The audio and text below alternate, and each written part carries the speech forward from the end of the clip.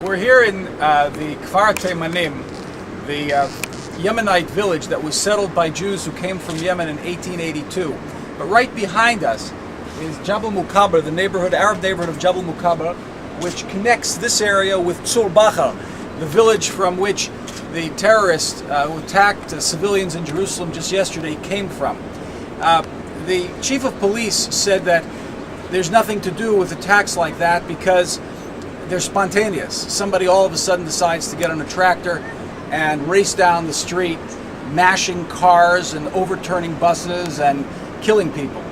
Well, in fact, just a few months ago, a terrorist from that neighborhood of Jabal Mukaber went into the yeshiva of Merkaz Arav and slaughtered 8 students while they were studying.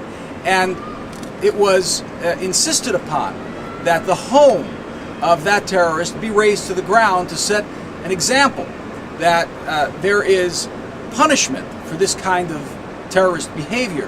And yet it was decided upon that by the authorities that the house would not be razed.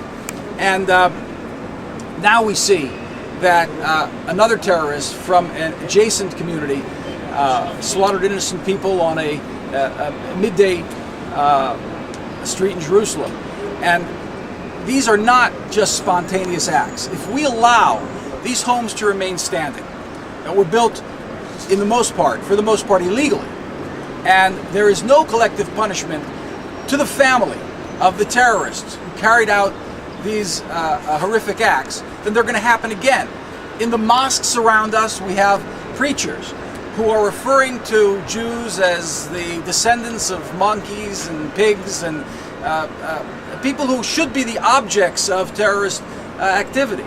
Those mosques have to be closed, and those preachers have to be punished, and the homes of terrorists have to be razed to the ground, and that will enable us to live in peace with the other Arabs, who will then be able to distance themselves from this kind of hatred, this type of terrorist activity.